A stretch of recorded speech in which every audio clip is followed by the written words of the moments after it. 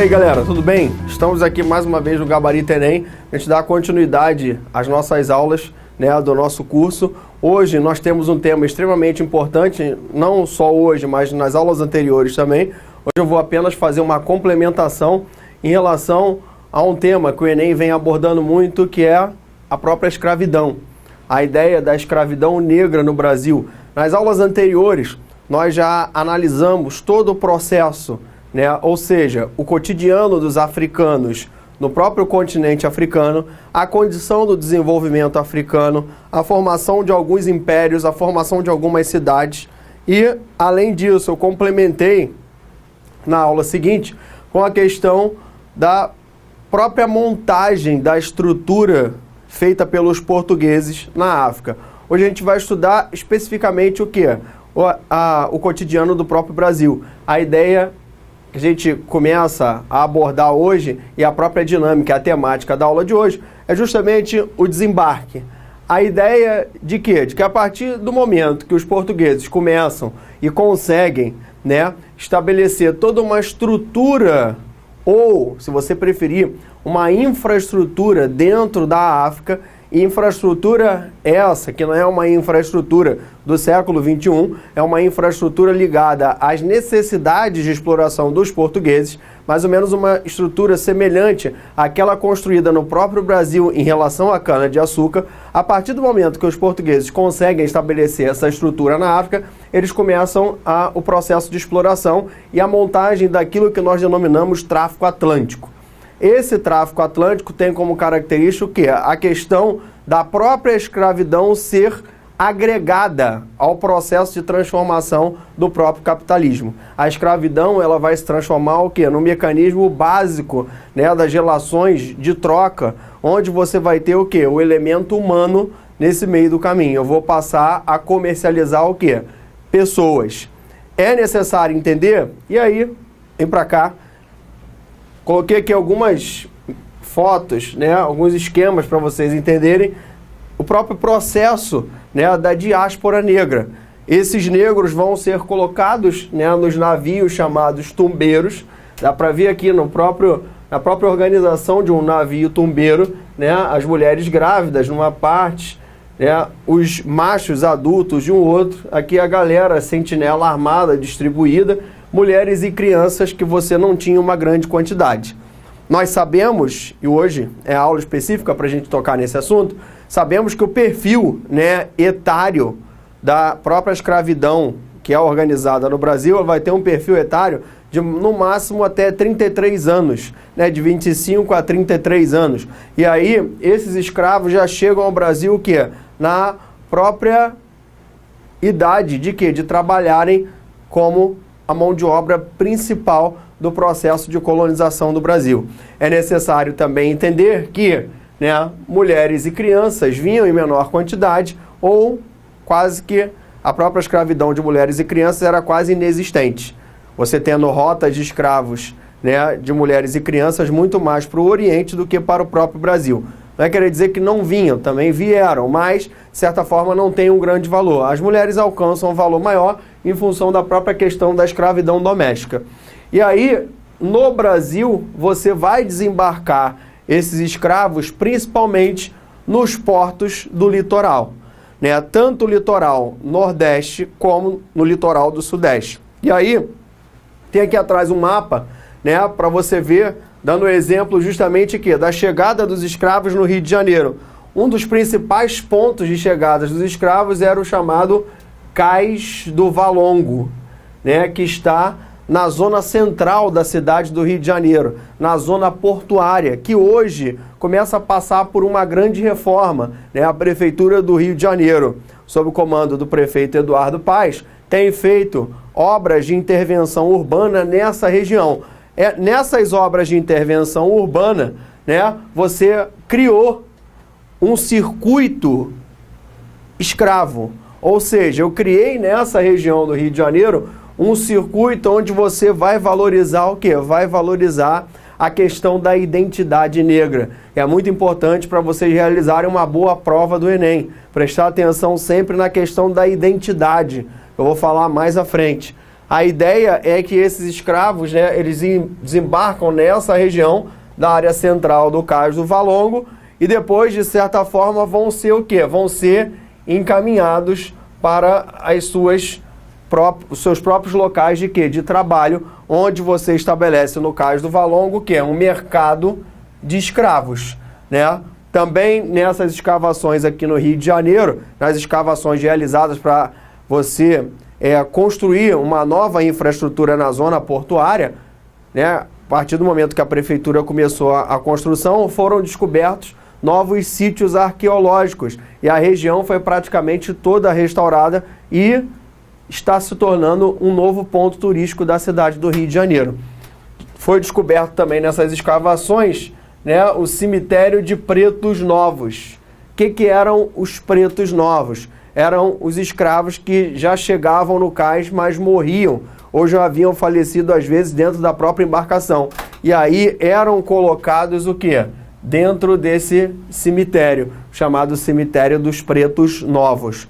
Novos, lógico, a denominação, porque morriam logo no primeiro momento. E aí, o mercado de escravos, ele tem todo o quê? Uma dinâmica própria, né? A dinâmica do mercado está ligada ao quê? Ao próprio processo da dinâmica da escravidão no próprio Rio de Janeiro. Aí eu tenho uma foto para você que mostra, né, a real situação hoje da região, né? A região que é marcada pelo próprio Cais do Valongo, que foi restaurado pela prefeitura, ó, Cais do Valongo, Centro Histórico e Arqueológico da celebração da herança africana. É isso que a gente tem que prestar sempre atenção. Essa herança africana, ela deve ser valorizada por você que está aqui com a gente, que vai conseguir passar no Enem, que vai alcançar o seu sucesso. Para você alcançar o seu sucesso, você vai ter que, na realidade, o quê? Se empenhar em mudar aquela concepção que você tinha anterior da relação entre o escravo e o senhor. Não querendo dizer que ela não existiu. Ela vai existir em todas as regiões do Brasil.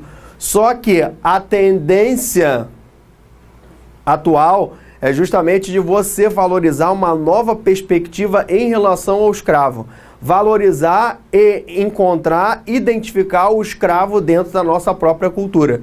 E mostrar o quê? A própria diversidade do processo da escravidão. Então aqui é o Cais do Valongo, atualmente no Rio de Janeiro. Qualquer um pode visitar essa região, né? Uma região nova, onde a prefeitura constrói o chamado Porto Maravilha. Essas obras fazem parte do chamado Porto Maravilha, que é uma obra de intervenção dentro desse circuito aí urbano. E aí, o cotidiano do mercado de escravos é, na realidade, uma coisa subhumana, né? Onde você analisa tudo. Aqui eu destaquei algumas coisas para vocês entenderem, né? A valorização do escravo, ela está ligada a algumas características básicas. Primeiro, o escravo não era chamado de escravo, era chamado de peça. Eu tenho várias peças. Nessas peças eu tenho que destacar justamente o quê? Tenho que destacar e olhar para perceber, e daí o valor vai estar ligado a isso. A rigidez dos músculos, os dentes, os olhos, ouvidos, né? Alguns compradores solicitavam que os escravos saltassem, girassem, né? Para constatar o quê? Sua própria condição de saúde. Além disso, alguns compradores, mercadores, passavam ao quê? A analisar até as partes íntimas dos escravos. Para você ter uma noção exata, né, do que acontecia no mercado de escravos, eu destaquei aqui algumas coisas em relação ao quê? A própria questão da desumanidade, né, na época, em relação ao quê? A análise de tudo aquilo que o comprador vê de melhor na peça que ele vai querer escolher, para quê? Que se adeque melhor à condição dele. Alguns chegavam o quê? A analisar até as próprias partes íntimas dos escravos. Então, na realidade, o quê? Um ato de atrocidade, né? O escravo está desembarcando, o negro desembarcando. Você tem ali várias pessoas sob diversos olhares, onde as pessoas começam o quê? A analisar aí todo o seu perfil físico. Aí, a partir dessa análise do perfil físico, você vai o quê? Elevar o preço ou não.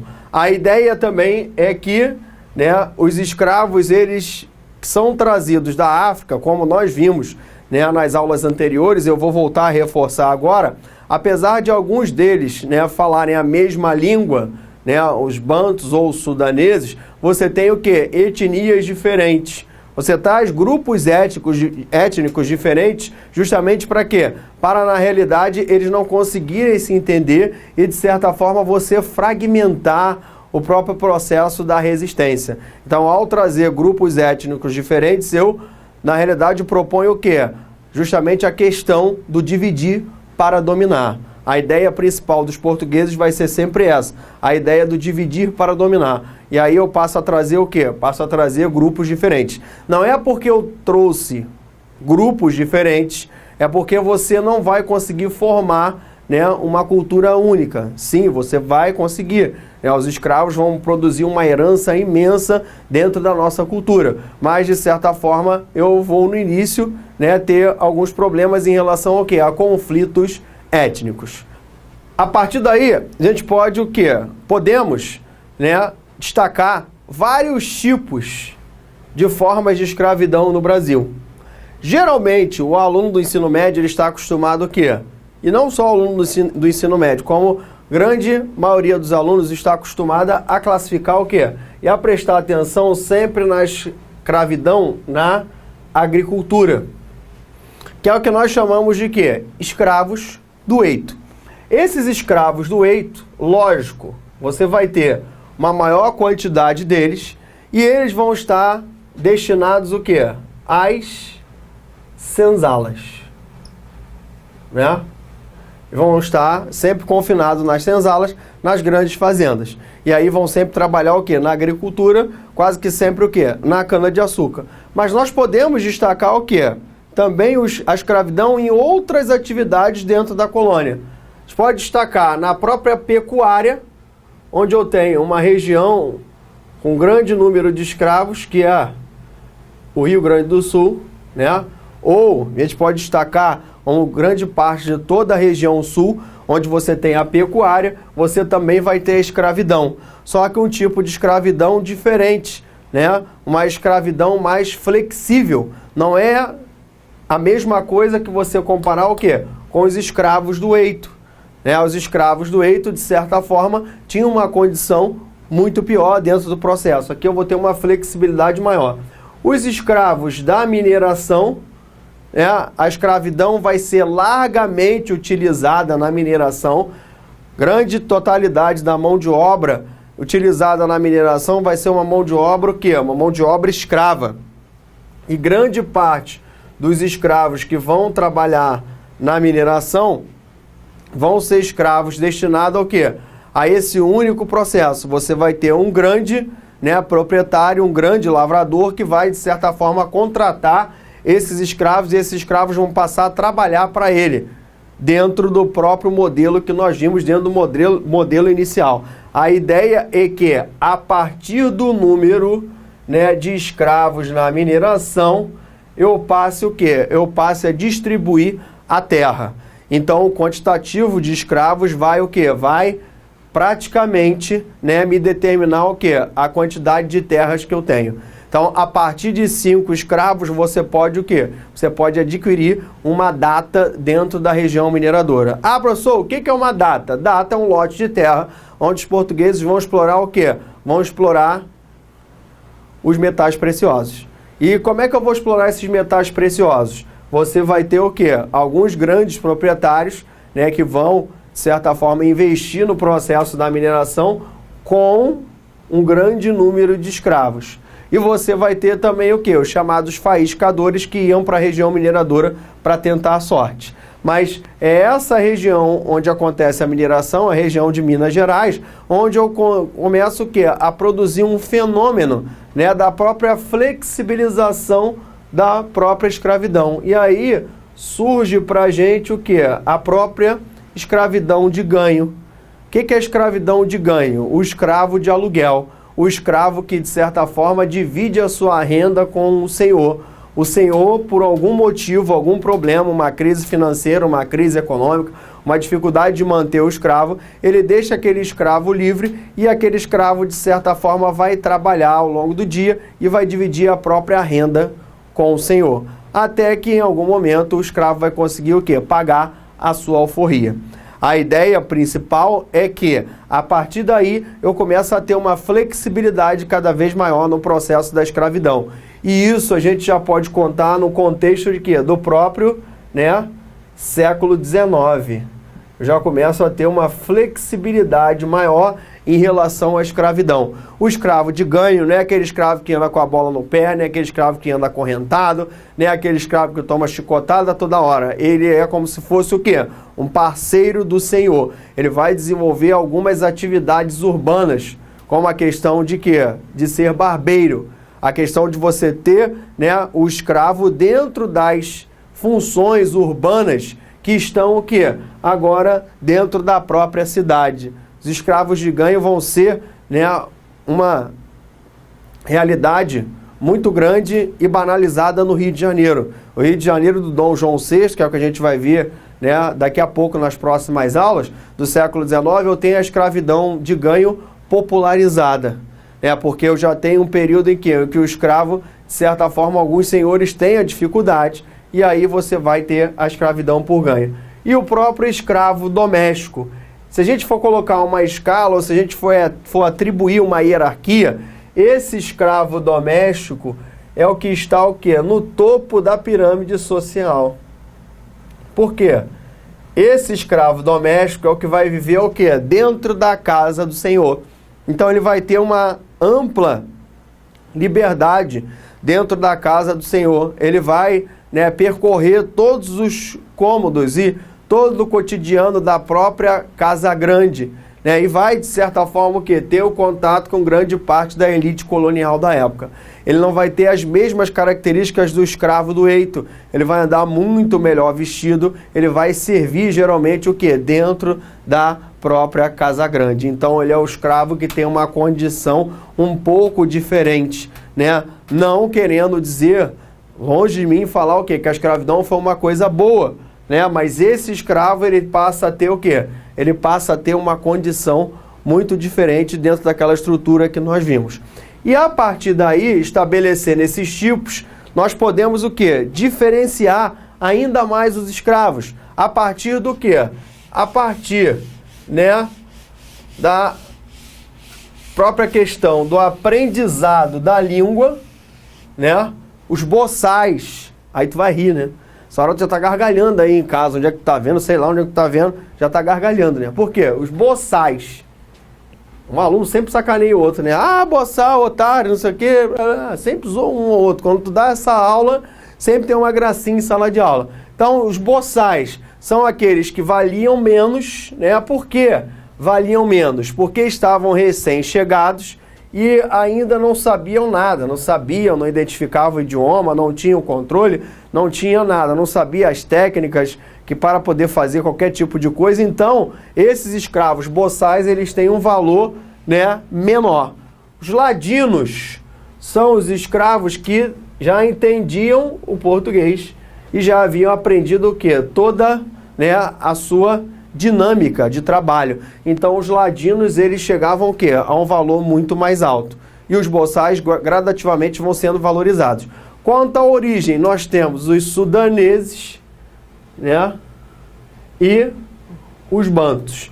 Os sudaneses, eles começaram logo a serem traficados, no próprio gráfico que nós vimos na aula passada.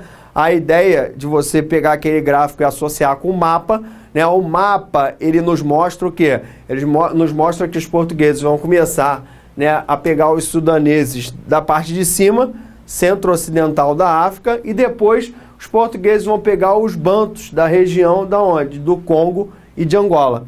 Tem um mapinha aqui só para vocês terem uma noção visual do próprio processo, viu? Deu uma virada assim agora, uma virada diferente, mas a ideia do mapinha para te ajudar é o quê? Dá para perceber nesse mapa a ideia de que, lá, diferenciamos ainda mais no quadro anterior, a questão boçais, ladinos, sudaneses e bantus. No mapa aqui atrás, dá para vocês perceberem o quê? As principais rotas. As 3 principais rotas. Rota da África Ocidental, onde eu tenho o quê? Os sudaneses indo para a região norte e para a região nordeste. Eu tenho a rota aqui, ó, né, central, onde eu tenho a região de Congo e Angola e tenho essa escravidão sendo direcionada ao Rio de Janeiro, e tem uma rota mais longa, que é a rota o quê? De Moçambique. Se houvesse algum problema aqui, né, nessa área central, os portugueses fariam o quê? Pegariam o plano B, que era a rota de Moçambique. Então a ideia é essa. Ainda aqui percebeu o quê?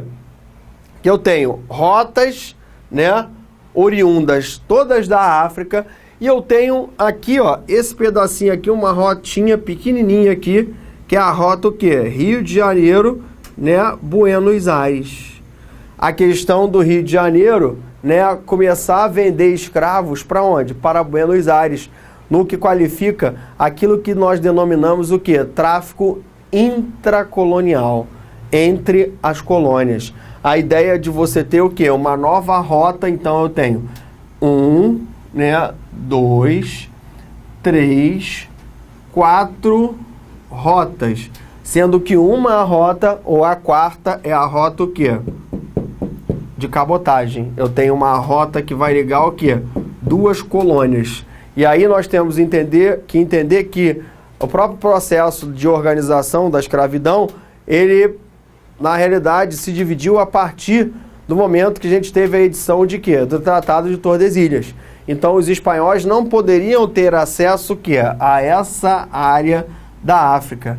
Para resolver o problema da venda de escravos, quando os espanhóis precisavam, você, de certa forma, tinha uma permissão, que é a permissão de assento, né? Uma permissão da própria coroa portuguesa, um acordo com a coroa espanhola, e aí a venda se processa aonde?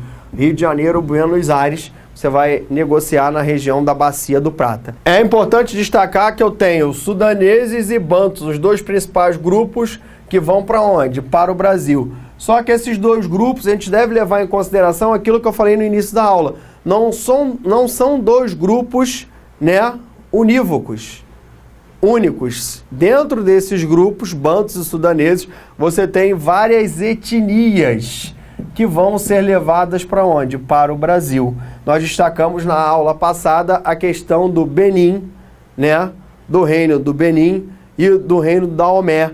São reinos onde você vai ter o quê? Etnias diferentes. Então essas etnias diferentes vão ser levadas para o Brasil através de 4 principais rotas, né? Destacando o quê? Que 3 rotas partem da África e eu tenho uma rota que vai, de certa forma, ligar o Rio de Janeiro a Buenos Aires.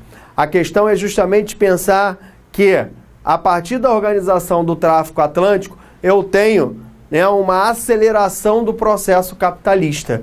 Todo esse processo organizado aqui que nós vimos agora, ele tem uma relação direta com a formação o quê? Do próprio contexto capitalista, que é um contexto de expansão. Então, a escravidão, ela vai se adequar dentro desse sistema capitalista e vai se tornar o quê? A principal atividade no período moderno. A ideia de que esses homens, os europeus, os portugueses, vão, de certa forma, criar uma estrutura, né, onde eles vão abastecer o quê? A sua colônia, que era o Brasil, que precisava de mão de obra, e o que vai ser produzido no Brasil vai ser utilizado na África como produto de troca. Nós podemos destacar aí vários produtos que conseguiram o quê? Ter uma grande aceitação no mercado africano, como o próprio aguardente, como o próprio tabaco, vão se tornando gradativamente o quê? Elementos importantes dentro desse processo de trocas. E aí devemos destacar que a partir da formação do próprio tráfico atlântico, o problema no Brasil ele vai gradativamente o quê? Sendo resolvido, né? Gradativamente nós sabemos o quê? Que o Brasil vai adotar a mão de obra escrava como sua principal força de trabalho. E aí você vai acabando com o problema que nós tínhamos no início, que era o problema o quê? Da mão de obra indígena. Levando em consideração o quê? Que o índio, a Igreja Católica vai proteger, e o negro não, a Igreja Católica vai classificá-lo como infiel. Então, a ideia daquela transição logo no início, quando nós começamos a analisar lá atrás o período colonial, existe uma falta de mão de obra, eu preciso de uma transição. Então, essa ideia de você, né, promover essa transição está ligada ao quê? Às necessidades de Portugal. Portugal vai ter uma necessidade muito grande e aí nós acabamos de montar o processo onde os portugueses vão estabelecer o quê? A rota do Atlântico.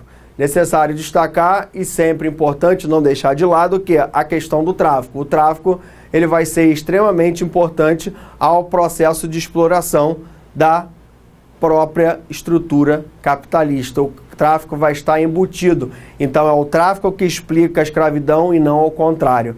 Como os alunos às vezes erram, cometem o erro de quê? De falar da escravidão, esquecer do tráfico. Não, o tráfico explica toda essa estrutura montada aqui, ó, dentro dessas rotas marítimas que ajudam os portugueses a saírem do Brasil e irem para a África, Congo e Angola, vai ser montada em função de quê? Em função do lucro. Porque gradativamente eu vou forjando o quê? Vou organizando um modelo capitalista. E aí o tráfico vai estar introduzido dentro do próprio processo. Valeu, galera!